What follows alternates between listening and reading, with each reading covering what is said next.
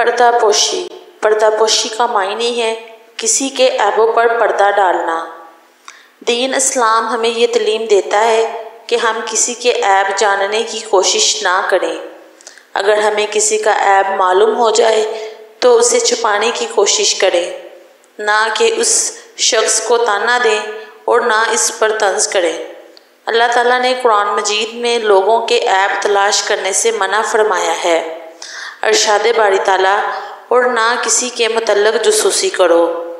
اسی طرح کسی کے عیب اچھالنے اور اسے طعنہ دینے کو سخت گناہ قرار دیا گیا ہے۔ پردہ پوشی کرنا اللہ تعالیٰ کی صفت ہے۔ نبی کریم صلی اللہ علیہ وآلہ وسلم نے دوسروں کے عیبوں پر پردہ ڈالنے کو بہت بڑی نیکی قرار دیا ہے۔ آپ صلی اللہ علیہ وآلہ وسلم نے فرمایا، جو شخص کسی مسلمان کے عیب چھپائے، اللہ قیامت کے دن اس کے عیب چھپائے گا۔ اگر کسی شخص نے کسی دوسرے شخص کا کوئی برا کام دیکھ ہی لیا ہے تو اسے خاموش ہی رہنا چاہیے اور دوسروں تک پہنچانے سے گریز کرنا چاہیے۔ اگر وہ ایسا اجتماعی جرم ہے جس سے معاشرے کے افراد کا انفرادی اور اجتماعی نقصان ہو رہا ہو تو اجتماعی مفاد کا خیال رکھتے ہوئے متعلقہ لوگوں کو آگاہ کر دینے کو بھی اسلام قدر و تحسین کی نگاہ سے دیکھتا ہے۔ پردہ پوشی صرف دوسرے شخص کے عیب ہی کی نہیں ہوتی بلکہ انسان کا خود اپنے عیب چھپانا بھی پردہ پوشی میں شامل ہے۔ نبی کریم صلی اللہ علیہ وآلہ وسلم نے ارشاد فرمایا، میری تمام امت کو گناہوں پر معافی ملے گی سوائے ان لوگوں کے جو اپنے گناہوں کا اعلان کرنے والے ہیں۔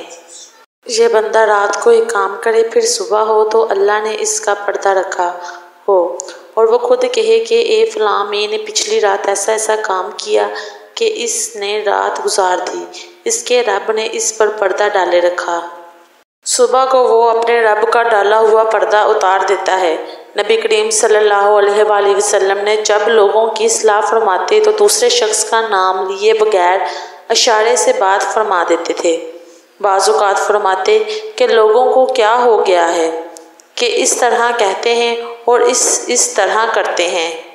ایک مرتبہ نبی کریم صلی اللہ علیہ وآلہ وسلم منبر پر تشریف لائے، بلند آواز سے لوگوں کو پکارا اور ارشاد فرمایا، مسلمانوں کو تکلیف مت دو، ان کے عیب تلاش نہ کرو، اس لیے کہ جو شخص اپنے مسلمان بھائی کے عیب تلاش کرتا ہے اللہ اس کے عیب تلاش کرتا ہے اور اللہ جس کے عیب تلاش کرتا ہے اسے رسوا اور ذلیل کر دیتا ہے۔ حضرت عمر فاروق رضی اللہ عنہ کو ایک بوڑھے شخص کے بارے میں معلوم ہوا کہ وہ شراب پیتا ہے۔ آپ رضی اللہ عنہ نے اس کا یہ عیب کسی کو نہ بتایا۔ پھر کچھ عرصے بعد وہ شخص آپ رضی اللہ عنہ کی خدمت میں حاضر ہوا۔ اس نے بتایا کہ میں اس عمل سے توبہ کر چکا ہوں، شراب چھوڑ دی ہے۔ دور حاضر کے جدید میڈیا پر عموماً پردہ پوشی کا خیال نہیں رکھا جاتا۔ جو چیز انسان دیکھتا ہے اس کے بغیر تحقیق کے اوپر پردہ پوشی کی تعلیمات کو نظر انداز کرتے ہوئے فوراً دوسرے لوگوں اور گروپوں میں پہنچانا اپنا فرض سمجھتا ہے۔ اس طرح وہ دو طرح کے گناہوں میں ملوث ہو جاتا ہے۔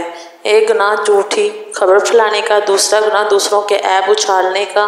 موبائل اور وہمی رابطے کے جدید ذرائع پر پردہ پوشی رکھنا انتہائی ضروری ہے تاکہ یہ چیزیں ہمارے لیے رحمت بنی رہیں، زحمت نہ بنے۔